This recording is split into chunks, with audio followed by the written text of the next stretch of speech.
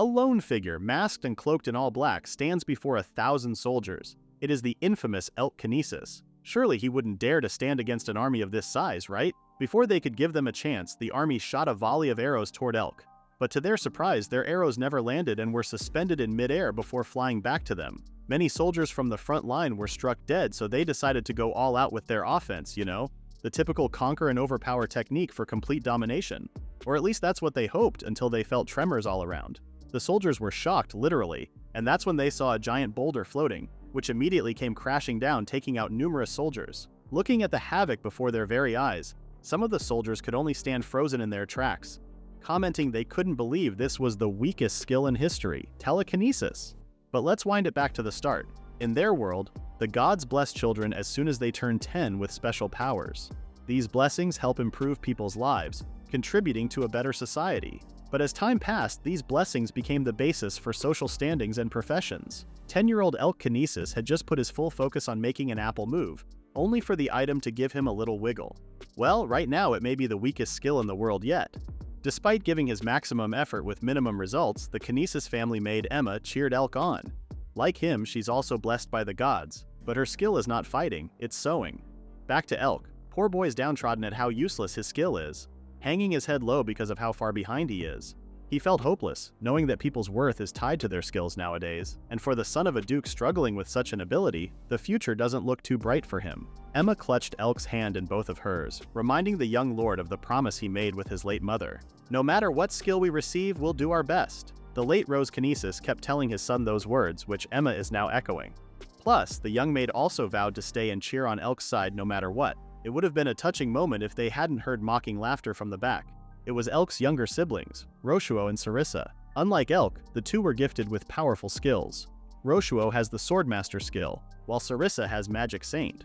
Roshuo mocks his older brother Elk for meeting up with an ugly maid like Emma, which gets Elk all riled up. He marched straight to Roshuo but stopped dead in his tracks when the latter suddenly drew his sword, reminding Elk that he had the Swordsmaster skill. Just one wrong move and Elk could find himself hurt. The small cut on his chin is proof enough of that. The tense moment only dissipated when Sarissa reminded Roshuo that they needed to go for their practice, or else they'd be late. The latter sheathed his sword and was about to leave when he told Elk that their father wanted to talk to them that night. Elk is the firstborn in the Kinesis Duke family. Despite being the heir, he was always treated as an outsider even before he received his telekinetic skills. This is because Elk's mother, Rose, was married to the Duke purely for political reasons. His father never loved his mother, so when Rose passed, Elk was left with no one on his side except Emma. Speaking of Emma, the family maid hurried to get the medicine kit to treat the cut on his cheek, while Elk continued to wallow in his situation. If only he had received a skill that was far better than his telekinesis. Elk believed that his father would have treated him differently, and he would have been accepted as a member of their family. Using his frustration, Elk tried to move the apple again, and this time it managed to fall sideways. At least that's better than the wiggle from before, right? Later that night, Elk goes to the Duke's office, where the older man orders him to step down from being the heir.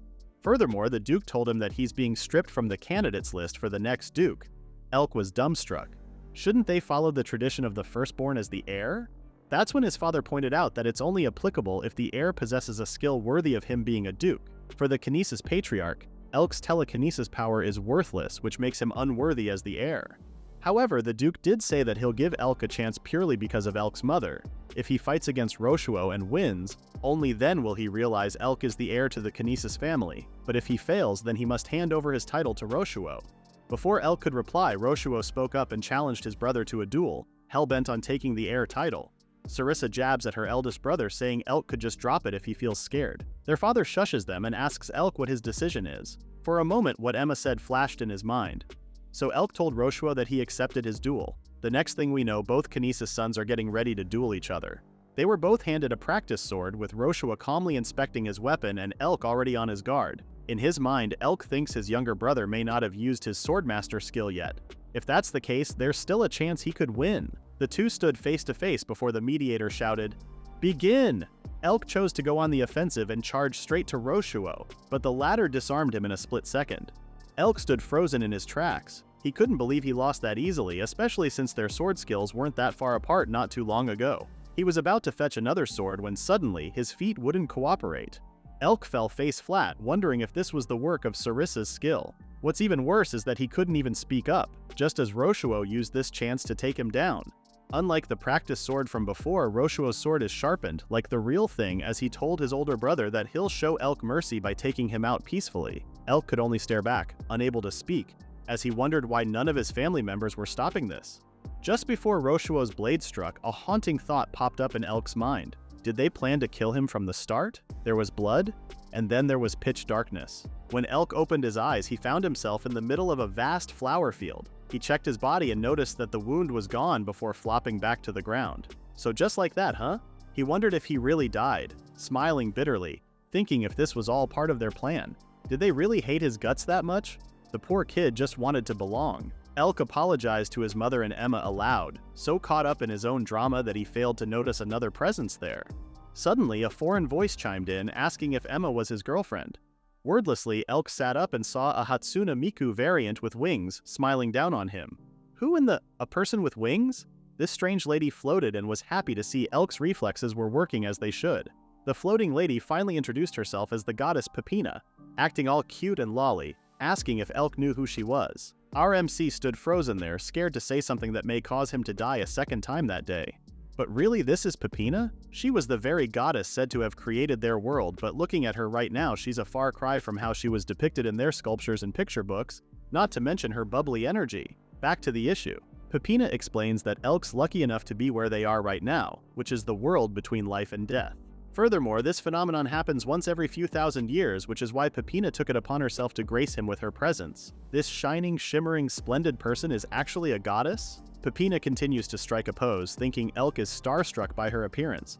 But enough of that, because Pipina finally tells him the good news. She lifts Elk high up in the air, saying she'll not only send him back to the world of the living, but she will also grant him any super rare skill that he wants. For the nth time that day, Elk is surprised again by another unexpected turn of events. Seeing how speechless he was, Pipina continued to twirl Elk in the air, saying he could show his gratitude and excitement once he calmed down. In a quiet voice, Elk tells her that he doesn't need it, prompting the goddess to freeze on the spot. Did she hear that right? She asks him to repeat what he just said, which Elk obliges. Pipina was so shocked by his answer that she dropped him instantly, adding that anybody would have been ecstatic at what she just had to offer. Pipina encourages him to dream big, especially since he's still young. Elk could be anything he wanted. The ancestor of the king who reigned over the rich northern land, or even the legendary hero who defeated the Demon King in the legends. He could be just like them too, especially since those famous figures also got their skills in the very place where they were standing. Seeing how that piqued Elk's interest, Pipina tries to make him cave in, saying how it's been so long since a lost soul wandered into the place. Plus, didn't he want to show Emma the new him? Pipina points to a small puddle of water, pointing at its reflection as she tells Elk that Emma has been worried sick for him. The two of them stared at the water's reflection and saw Emma crying over Elk's unconscious body. He was surprised to see himself knocked out, and from the looks of it, Emma has been taking care of his body at her home. Pipina shares how Emma has been waiting for him to wake up, so that should be enough reason for him to change his mind, no? Surely Elk would take her offer and get a new super rare skill. But Elk cut her off midway. That isn't what he wants or needs, explaining that he promised his mother that he'll do his best no matter his skill. Along with this, Elk also didn't want to betray Emma, who supported and believed in him wholeheartedly. What Elk wants is to become stronger, someone strong enough to protect her with his own strength and ability, which is telekinesis. With that said, Elk asks Pipina to train him. Pipina said aloud how he's the most eccentric lost soul she has ever encountered, but she quickly agreed to his wish. After all, it looks like a fun way to pass the time. Elk was elated, so the goddess had to tell him up front that training telekinesis takes a long time. It doesn't matter for Elk, because he's prepared to do everything to get stronger. Elk apologized to Emma in his mind for making her cry and making her wait a little longer. He vows to become the GOAT, no matter how many years it would take. If a god trains his useless telekinetic skill, then surely it would amount to something someday, right? Elk was already so deep in his thought that Pipina had to pull him out of his reverie, promising that she would get Elk to finish his training in time. That prompted Elk to ask how long their training would take. With her mo pose, the goddess told him that Pipina's boot camp would last 2,000 years. Elk was stupefied, but no, he promised that he would become stronger. He even swore it on his mother's grave. He'll work on his telekinetic skill and see through this training to the bitter end, for Emma and himself. As for Pipina, she's already flying off ahead, telling Elk to catch up as they finally begin their training. But wait, will his training really take 2,000 years, for real? Elk airs his concern, saying he'd long be dead in the real world if their training takes that long. That's where Pipina tells him he's wrong. She's a goddess, remember? She knows how short and fragile a human's life is, which is why their training place follows a completely different time flow from the real world. According to her math, 2,000 years in this limbo is equivalent to approximately 6 years in the human world.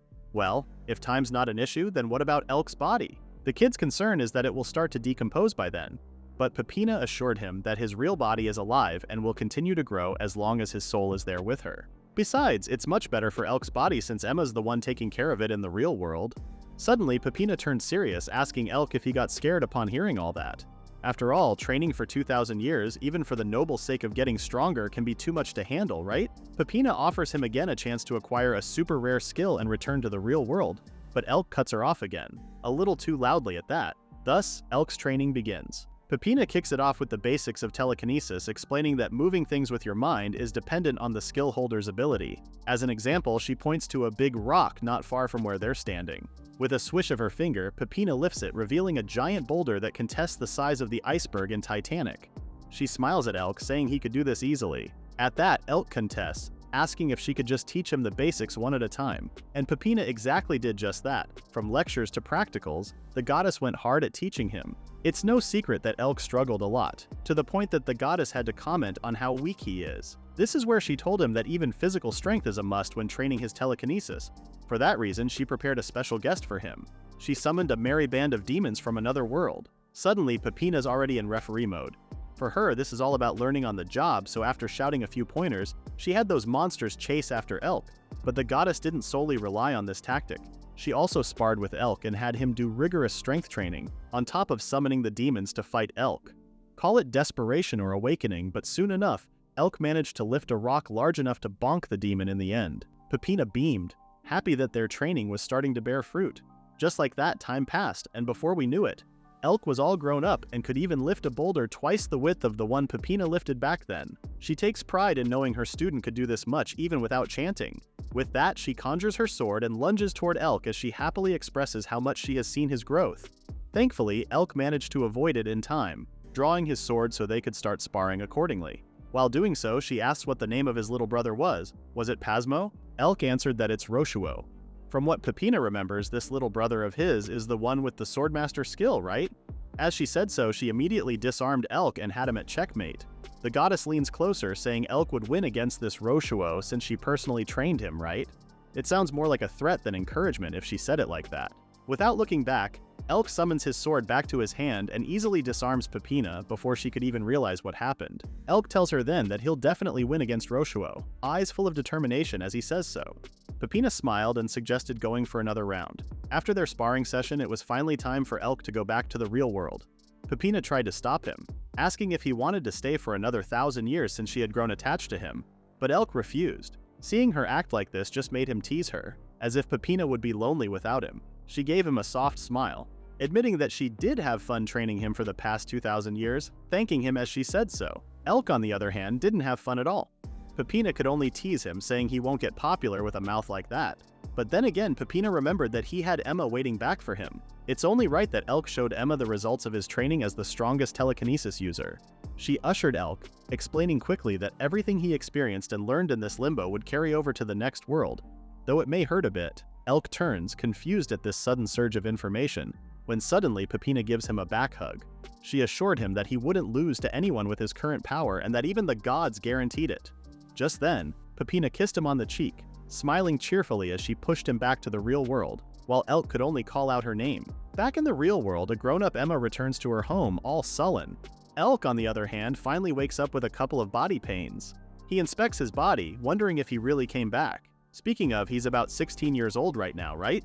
A clattering sound from the side snapped Elk out of his reverie as he finally saw a shocked Emma standing by the door. The tears came instantly as Emma cried out to her Elk-sama, contrary to the latter, who was sporting a wide smile. Emma couldn't help but hug and cry on Elk's shoulder, while the latter could only pat and console her. After letting her cry out for a bit, Elk shushed her and asked what had happened in the past 6 years. Emma related how the Kinesis family ordered her to dispose of Elk's body 6 years ago, before dismissing her shortly. She couldn't bring herself to push through with their orders, so Emma decided to take Elk's body home. She was surprised to discover that his body didn't age and remained the same, perfectly preserved as if he were still alive. Emma took that as a sign that Elk would come back someday. which is why she decided to wait for him until today. Elk bowed his head in thanks for everything she did, but the latter urged him to raise his head. Now that he realizes this, he is no longer a noble, so Emma should stop referring to him as royalty. Suddenly, they heard a scream from outside, warning people to run away. Orcs have come to invade their humble village. The townsfolk panicked since they didn't have anywhere else to go. Emma suggests they leave now while the village guards are still holding them off, but Elk is unfazed. If anything, he was annoyed that their conversation got cut off just as he jumped down from the window. Instead of falling, Elk used his telekinesis to make the debris float and used it as his stepping stone. The village guards were busy fending off the orcs, but they were being overpowered. One of the guards finally noticed Elk, who made a superhero appearance, surrounded by floating debris. Elk used the debris to knock down the orcs, hitting them in vital spots. For his finishing move, he went to higher ground, or in this case debris, and used the bigger pieces to finish it off. But not before telling these orcs that it's bad to destroy people's homes. Elk slams the debris on top of the orcs' bodies, crushing them before descending, using the floating debris as his stepping stone. The townsfolk who saw what happened couldn't believe this unknown man took down all of the orcs in one go. Elk descends to the ground to check the damage done by the orcs. As he approached their pile, he commented that this was just karma for destroying the houses. Suddenly, he hears someone call out to him and turns to see a frantic Emma. He told her that she should have stayed home, but the latter came running, worried because Elk ran off barefoot. She grabbed him by the shoulders, blabbering about how worried she was, until the captain of the village guards interrupted them. The older man checked if Elk was the one who took down the orcs and offered his hand as he thanked Elk. Elk brushed it off, saying he'll also handle the cleanup for the damages done by the orcs, so that the rest of the guards could just focus on tending the injured. The older man turned down his offer, but Elk insisted, explaining how he had a lot of energy to spare since he had just woken up. Emma feels both worried and incredulous when she hears him say that. It's impossible, right? Rather than explain it, Elk just showed her he could do it using his telekinesis. Besides, he wants to help restore Emma's beloved hometown as quickly as possible. With just a wave of his hand, Elk cleaned up the debris and fixed the houses, much to the townsfolk's astonishment. The only thing that's left to clean up is the orcs' bodies. Elk was deep in thought, wondering what to do with them, when one of the village kids approached him. The kid asked if he's going to eat it, something Elk never even thought of. It was a light bulb moment, and our MC was more than happy to do that idea, partly because he's never tried it as a former noble.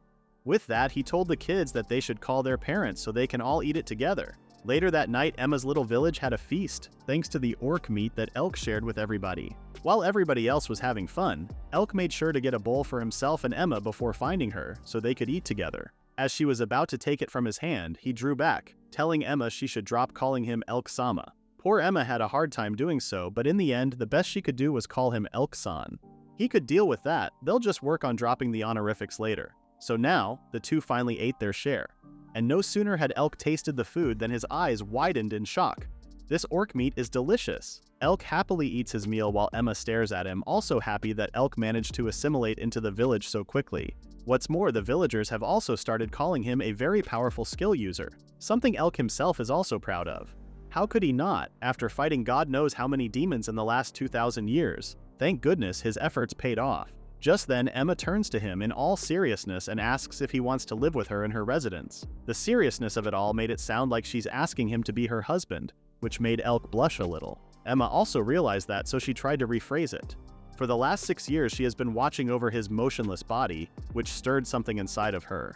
And then suddenly, Elk woke up much stronger than he was before. Despite that, Emma couldn't help but worry that if something were to happen to him again, she wouldn't be able to take it. This is Emma's reason why she asked him such a question. She didn't want Elk to go somewhere far away again.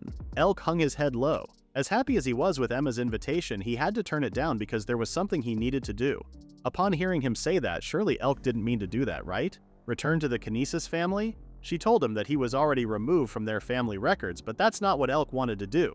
He's not going back to become part of their noble family. He's going back because he wants to exact his revenge. Did she hear that right? He's doing it for revenge? Elk assured her that it's not that kind of revenge she's thinking of, seeing Emma all tensed up. This time he just wants to set things straight and release the burden he's been carrying in his heart. And for that he has a proposal. Since they're both 16 years old, shouldn't they start attending school? Now that idea made Emma even more shocked. Elk knows that their esteemed Kinesis family has been attending the Gallatin Royal Academy, so it's a given that Roshuo and Sarissa would enroll there too. Elk plans to settle their family business at Gallatin Royal Academy, especially since it's the perfect avenue where there are no unnecessary distractions, so they can go at it fair and square. Plus they can also make friends, study and see more of the world. But really, it's about squaring up with Elk's siblings. Emma hesitates, since she's just a commoner. Where would she even have the funds to enroll at Galatine? Elk tells her that everything will be fine as long as they pay, since Galatine embraces both commoners and nobles. Besides, the kids got cash, or in this case, a platinum coin worth 1,000 gold. Before he went back to the real world, Pipina gave him a small bag of those coins. Divine service, she said, thinking it would come in handy for Elk someday. Elk and Emma spared no second and immediately enrolled at Galatine. Emma's parents were both grateful for the opportunity, with her humble townsfolk bidding both of them goodbye. Soon enough, Elk and Emma found themselves at the entrance of the Galatine kingdom. Donning their school uniforms, the two walked together, with Elk noticing Emma's unease. This prompted him to ask if she's okay, and the latter answered she's nervous given how this is her first time attending such a grand school in the city. While they were checking where the entrance ceremony venue is, a voice from behind calls out to them, asking if they're also new students. Elk eyed them cautiously but affirmed that they were indeed new students, just as the foreign voice told him that they were on their way to the entrance ceremony too. That's when the voice apologized for being so apprehensive and introduced himself as Nick, a merchant's son. Right beside him is his sister Mary, briefly explaining that their parents run the Senegal Trading Company. Since he's no longer a noble, Elk introduced himself and Emma as they are, with all four of them agreeing to go to the entrance ceremony together. On the way, Nishk asked which kind of student Elk is, leaving the latter confused. So Nick asked him again if he was a combat type or commerce type. For students who want to become knights, adventurers, or learn combat skills, they fall under the skill department. On the other hand, those who want to use their powers for trade or other professions opt for the commerce department. Elk answered that he'll be in the skill department while Emma's on commerce. In Nick's case, he's the one on commerce while his sister Mary's on skill. Speaking of skill, Nick asked again what Elk's skill is. When the latter answered telekinesis, Nick tried his best not to show a disappointed face. Thankfully, Mary intervened and told him off for having such bad manners, asking about someone else's skill like that. Elk didn't say anything, but judging from Nick's reaction, it looks like his skill is still looked down upon in this world. But back to the kids. They decided to hurry to the entrance ceremony, where everybody else was gathered in a huge hall. There, the student representative will give a speech as other students come flocking in. There's Elwood, the new student representative, along with Representative Yamato. Since they're new, both Elk and Emma had no idea who these two were. Nick couldn't help but chime in on their conversation. Surely at least Elk knows who Elwood is, right? When Elk said he didn't, Nick couldn't believe his ears. Crown Prince Elwood is from the Garway Kingdom, a beloved figure who was not only born as a genius but also blessed to have 3 skills, a triple skill user as they say. But Elk didn't care, his thoughts were about his siblings. He thought for sure that Roshuo and Sarissa might show up, but the two are nowhere in sight, not surprisingly given how vast the world is. If there's one thing Elk knows for sure, it's that the two of them are right there with him, in the sea of students. After the ceremony, Nick suggested they all eat at the Central Plaza, adding that Mary had already gone ahead and saved a seat for them. As they were approaching the area, they heard Mary shouting at someone. Despite her stature, Mary's pretty feisty, defying a fellow student who was trying to take their seats away. The student was at least 2.5 heads taller than Mary, glaring down at her with his intimidating presence. Told Mary that the student standing behind him is Marcos Paisley, the eldest son of Baron Paisley. According to the intimidating kid, Marcos wants Mary's seats and she doesn't give a crap. Why does she have to give their seats up? If this Marcos idiot is really a noble, then he should feel bad for threatening people over something like this. Marcos didn't even bother answering her and motioned the larger kid Gambo to take a swing at Mary. We kinda already knew he's the brawls over brains type of guy anyway. But Gambo's hand never reached Mary. It stopped midair just in time for Nick and the others to arrive. Nick checked on his sister while Marcos frowned at Gambo. What was he doing? Gambo clicked his tongue and turned toward another student, angry and asking what he had just done to the former.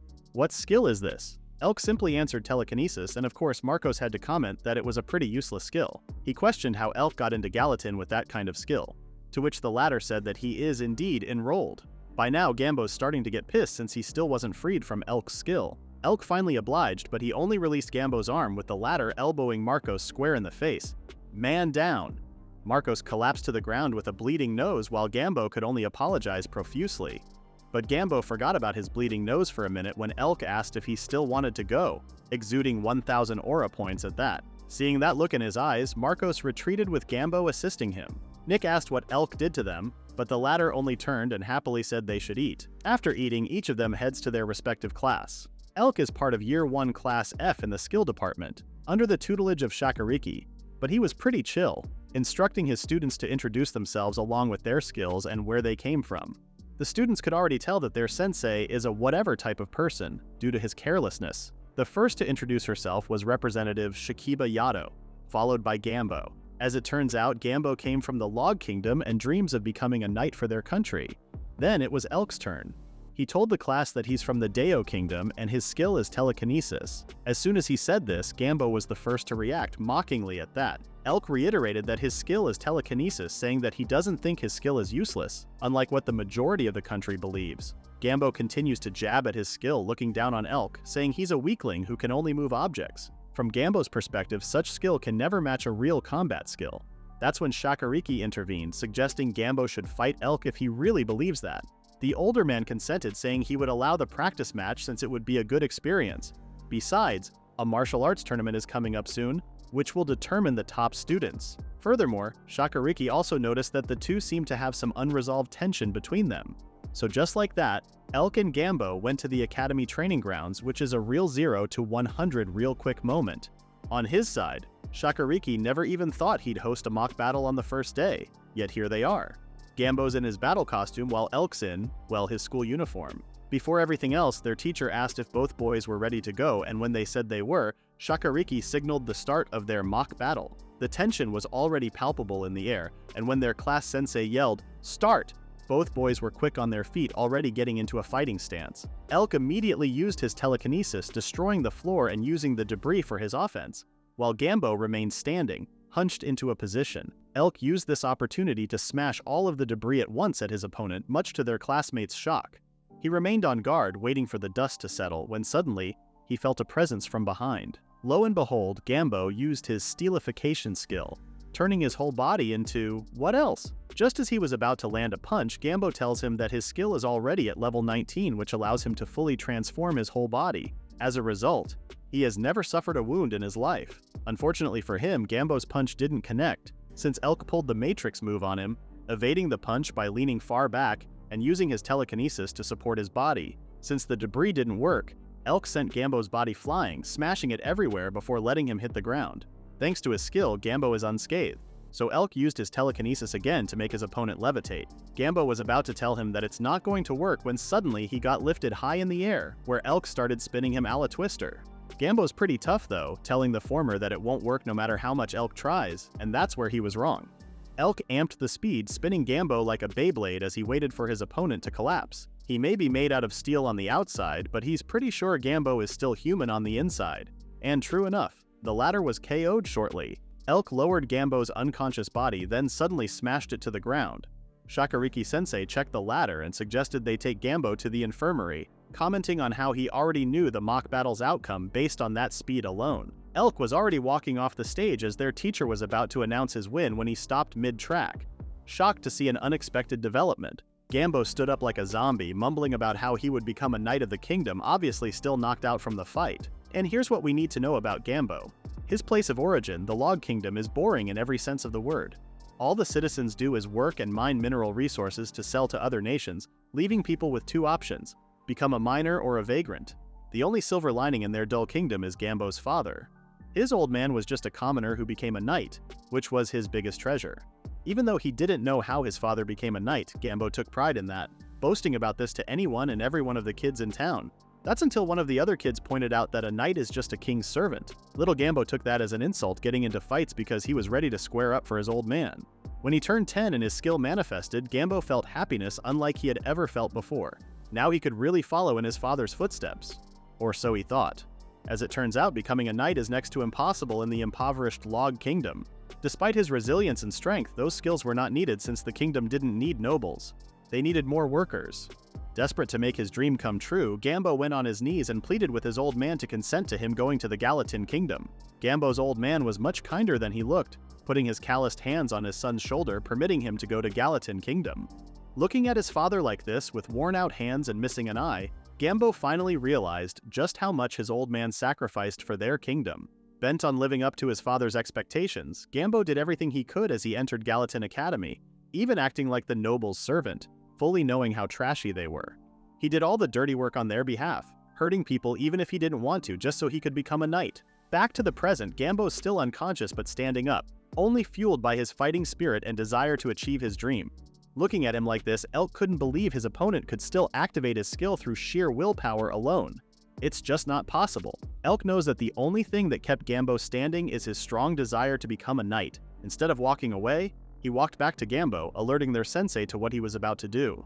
He stood toe-to-toe against Gambo, commenting on how he doesn't like how violent the latter is. Still, Elk knows how the other is feeling because he too was just like that for a time. Back when he was still training with Pipina, he hit his limit more than he could count, but he refused to give up because of his unwavering wish to exact revenge on his siblings. Suddenly, Elk stretched his arms out wide, ready to exert the same effort as his opponent was still showing. Despite being unconscious, Gambo has shown his impressive fighting spirit, which is why Elk believes it's only proper for him to do this.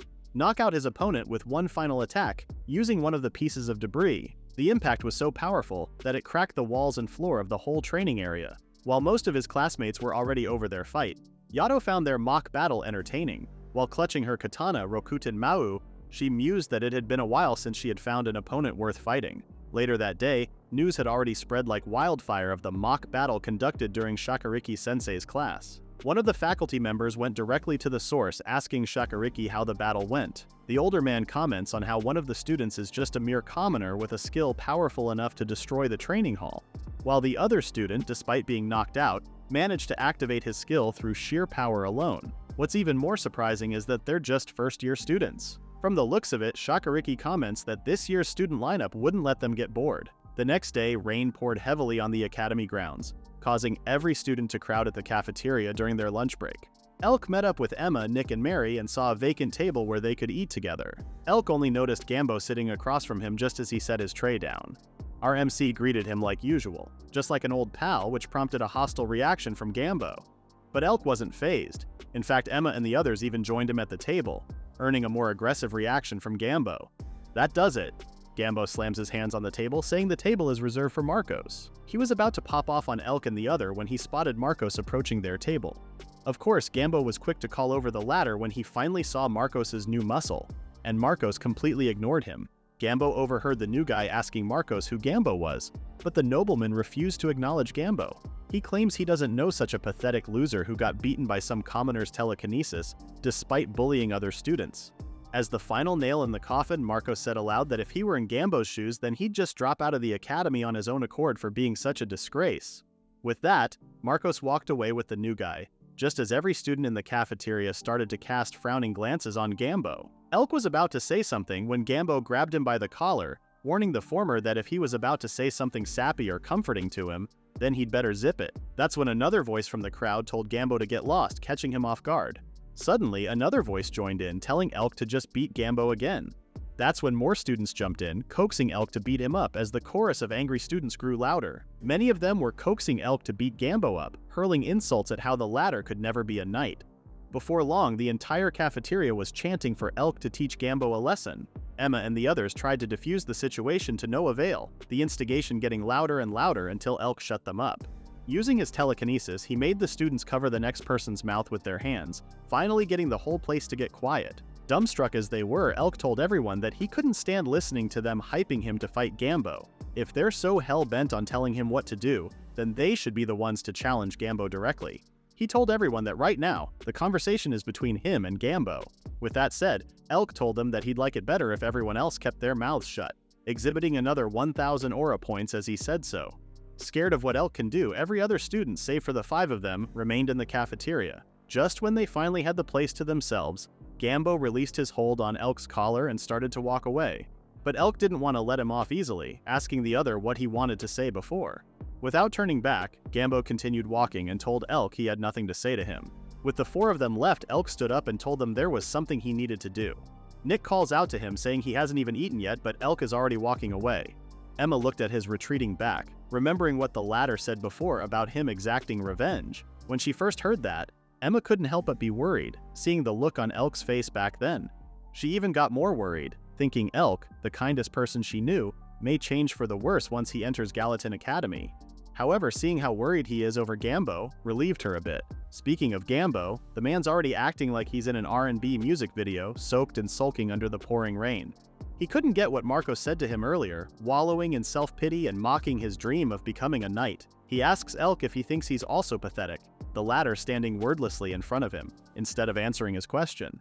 Elk told them they should head inside since Gambo's already getting soaked. Upon hearing that, Gambo commented snidely, insinuating that all of this is Elk's fault. In his defense, Elk points out that it was Gambo who threw the first stone, making fun of his introduction in class. Our MC never thought of his own skill as useless. Didn't he already prove that during their mock battle? Well, that doesn't help ease Gambo's feelings, rambling on just like that. Elk raised his voice, drowning out Gambo's self-pity monologue. Out of everyone in Galatine Academy, Elk knows how much Gambo wants to become a knight, even acknowledging the latter's efforts. He already realized it during their fight yesterday. Even Gambo knows it too, right? Gambo couldn't get all this blabbering and nonsense. So what if Elk knew all that? Just what did he want from Gambo? To Gambo's surprise, Elk offered his hand to him and said he just wants reconciliation. Now that's something Gambo didn't expect, finding it hard to comprehend what our MC was doing. On Elk's side, they weren't even on bad terms to begin with, so they should just make up. No, that sounds pretty corny to Gambo, like what are they? Best friends? Elk already thought they were friends, given how they fought fair and square yesterday. Gambo was speechless, while Elk continued about how Marcos never really cared about him in the first place. If anything, Elk's more of Gambo's friend than Marcos ever was. Gambo smiles in exasperation.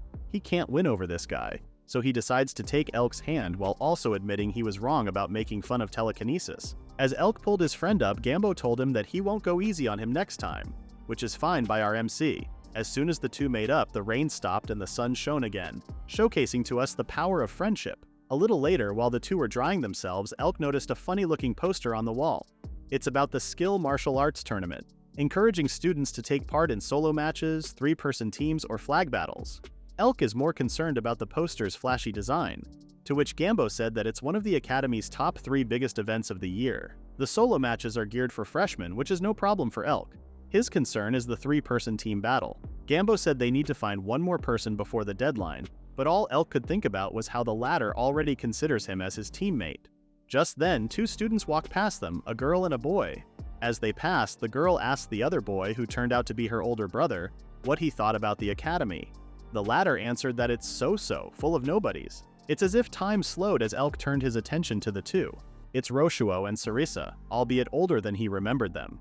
Elk locked in. Finally, he found them. As if on cue, the walls, floor, and surroundings started to crack as Elk was about to go Super Saiyan right then and there. Elk really lost it. He went full mob 100% and unleashed his telekinetic powers after encountering his emotional stressors. Poor Gambo had no idea what the hell was happening, wondering if his friend's skill was going berserk. Debris and boulders were flying everywhere, and it's only a matter of time before Elk fully wrecks the whole academy. He's already in the void mode, completely out of it, forcing Gambo to make a decision quickly. Using his steelification skill, Gambo hardened his arm in an attempt to smack Elk awake, but the latter just turned Gambo's arms into noodles. Gambo cried out in pain, finding it hard to believe how his steelified arm was shattered that easily. He realized he also had to go all out if he was going to stop Elk, so he solidified his whole body, compressing it as he did so. Using the compressive pressure, he used it to launch himself straight to Elk, headbutting our MC as he did so. Elk came flying and was knocked out, with Gambo following shortly. A week later, the other students were busy doing mock battles at the training grounds, enhancing their skills as they did so. Meanwhile, Gambo and Elk only sat on the sides, surprisingly not practicing. Elk was sullen, asking Gambo if he was really okay now. The latter assured him that it's all good now. The academy boasts top-of-the-line medical staff and advanced healing skills. Even though he made a full recovery that same day, Elk felt bad for losing control just like that, apologizing profusely to the other. Shortly after the incident, Elk woke up in his dorm where Emma and Nick filled him in on what happened. He and Gambo were taken straight to the infirmary, and the faculty didn't kick up a fuss over the damage he did.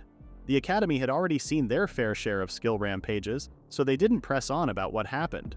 Despite this leniency, Elk couldn't believe that he lost control so easily upon seeing his siblings apologizing to Gambo again for the nth time.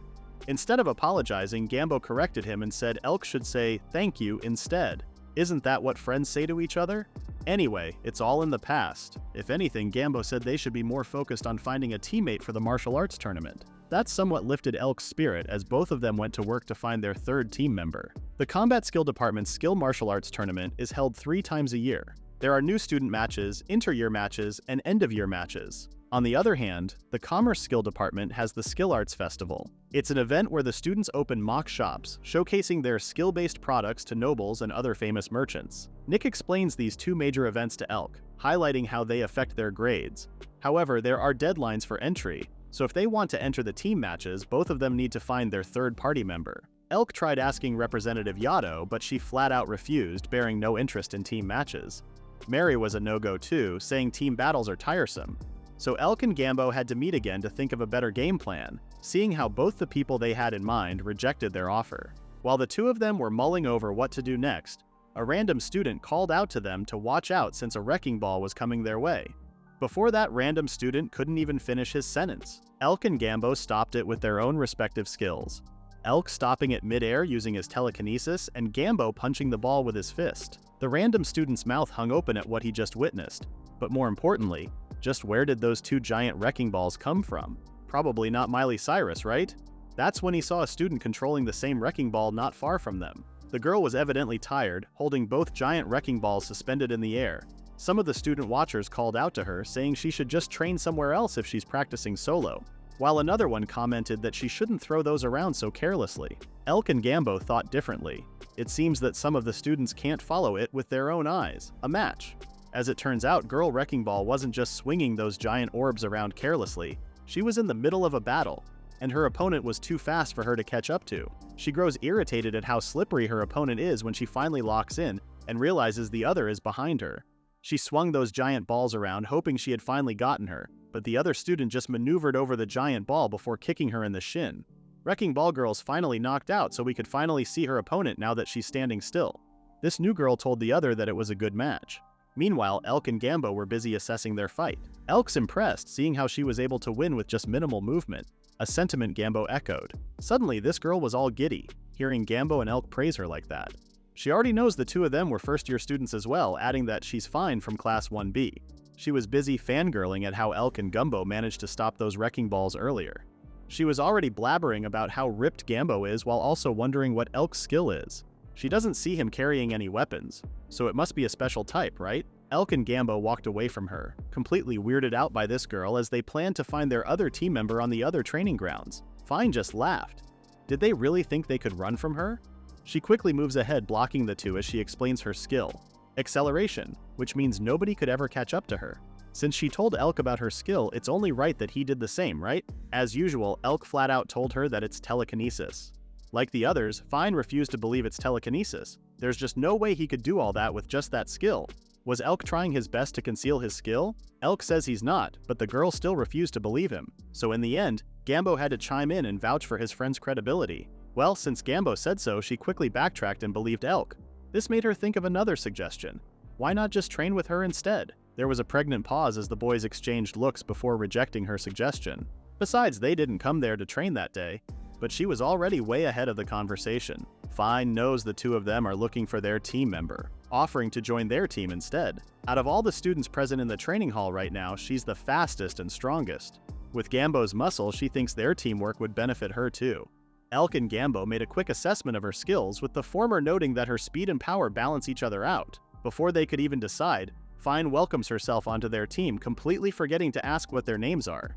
So Elk and Gambo had to introduce themselves late, already tired from following their energetic teammates' flow. The newly formed trio decided to sign up and was surprised to see a crowd of freshmen also waiting in line to do so. Seeing this many freshmen line up for the tournament also means that many of them think pretty highly of themselves. Right then and there, Gambo announced for everyone to hear that Team Gambo would be the victor, which is a pretty bold proclamation. Naturally, what he did drew a lot of glares and heightened animosity toward their group. Elk could only facepalm himself, telling Fine she should reprimand Gambo. Too bad for him, because Fine was already frisking some other buff student, asking if he's joining the individual matches. In the end, it was up to Elk to apply them for the team battle. He was busy checking the documents, thinking of what Gambo said about the students thinking highly of themselves. He thought that if his siblings also participated, then it would be the perfect stage to exact his revenge. If that ever happens, he made a note to keep Gambo and Fine away from the fight since it has nothing to do with them. Elk was so wrapped up in his own thoughts that he failed to see the person before him, bumping face first into the person's back. He apologized quickly, and to his shock, it was Prince Elwood. The latter didn't smile and told Elk it's all good, but our MC could only remember him as the one who spoke at the entrance ceremony back then. Elwood had a quick read on Elk's reaction, commenting on how he could read through our MC's thoughts, like, what was a person like Elwood doing in a place like this? To that, Elwood broke out his comedy side, saying he has always dreamed of waiting in queues like this, turning in applications and that kind of stuff. He was a prince through and through since he had a line of butlers and servants to do this kind of stuff for him. Elk didn't comment on that. If anything, he's curious if Elwood is applying for individual matches as well, seeing how he's carrying 2 other forms. Elwood said that he is, same as Elk. Speaking of which, Elwood asks how Elk's team is faring. RMC simply told him that they share the common goal even though they have to work on their teamwork. Elwood was curious about the other's common goal. What was it? Without batting an eye, Elk said it was victory. Before they could continue their conversation, Elwood was called over to submit his form. Before he walked away, he told Elk that their team must be pretty good, due to Elk's strong conviction as seen in his eyes. Be that as it may, the prince told him that his team is strong enough to take on Elk's since they've got the greatest swordsman and magician on their side. After submitting their applications, Elwood walked off, but not before saying he's excited for their teams to face each other at the tournament.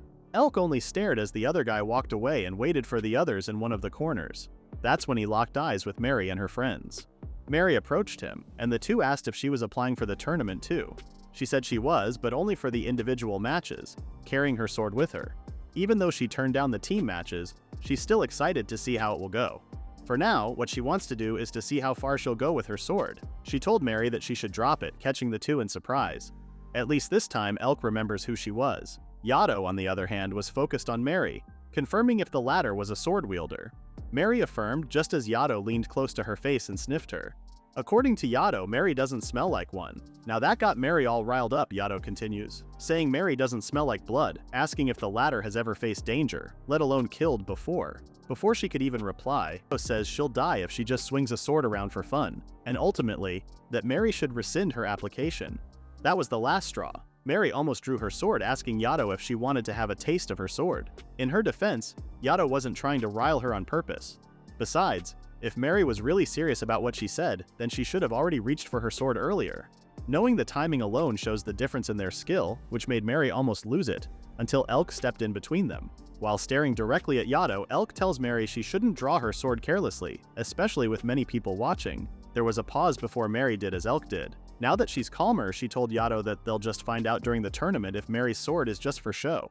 Yato didn't comment much and just walked away, but not before saying she's looking forward to crossing blades, making him wonder aloud, why him? Behind him, Mary is shaking with anger, clenching her fist as she realizes that Yato doesn't even consider her a worthy opponent. He tries to calm her down, saying she shouldn't get riled up by cheap taunts like that. Instead of answering, Mary walked away, catching Elk by surprise. But based on what just transpired, it looks like he's not the only one who has ulterior motives in this year's tournament. Meanwhile, somewhere else in the academy, Elwood finally made it back with his teammates. He informs them that he already submitted their application form for the team matches, and as expected, his teammates are Roshuo and Sarissa. She tells him that she could have had her friends submit their application and that there was no need for him to submit it personally. Elwood said it's no problem, and besides, he's just like any other student at the academy. He's glad he was able to submit it since he got to meet a pretty interesting freshman, a decent guy if you will. Now that piqued Roshuo's interest, especially since it's very rare for someone to catch the eye of the three-skilled genius prince. Elwood smiled but refused to elaborate. But as interesting as this fellow was, Elwood was pretty confident since he has Roshuo, the genius sword saint of Deo, and the magic saint Sarissa on his side. Plus, with this three-skill blessing, victory is pretty much secured for them. Back at the training hall, students were busy honing their skills. A side character comments on how the venue is full of crazy people right now, especially those two. There was a blur of movement before a fist and boot made contact. It was Gambo and Fine. The pressure was insane upon their contact, with Fine jumping back to regain footing. Gambo's in his full steel form, asking if her shoes are part of her weapons. He also comments on how she seems to be trained in martial arts as well. Fine answered that he's right on all accounts before going in for another attack. This time she pulled a Shishi Rendan, but Gambo easily blocked it. He could easily read her movements because he grew up fighting, so he taunts her instead. After all, someone like her who has good form and training is the best opponent for Gambo. Fine was about to attack him again with a kick, just as Gambo planned to counter her with a punch, when both of them were halted. Elk used his telekinesis to stop them from going all out, reminding them that they're just training. Since other students are looking, it's best to keep their aces up their sleeves. But secret techniques aside, Gambo's more concerned about where Elk's combat gear is. Now that he's mentioned it, Elk noticed the two were dressed differently than normal. Gambo explains that they're dressed in attire designed to match their skill. Because Gambo's is all about turning his body into steel and serves primarily as his armor, his outfit is lightweight. For hers, Fine explains that she has boots and gloves that are custom made since her skill would wear out regular materials. Elk simply told them that he's got nothing, so he'll just wear something easy to move in. Now that made Gambo concerned. Will Elk really wear a simple shirt and track pants as they award their team at the podium? In his defense, Elk didn't know, so he's got nothing. Their conversation got cut short when Emma appeared. Emma says she has been looking for him, adding that she has something urgent to say. With worry evident on her face, Emma tells Elk that she'd like to ask him for a favor.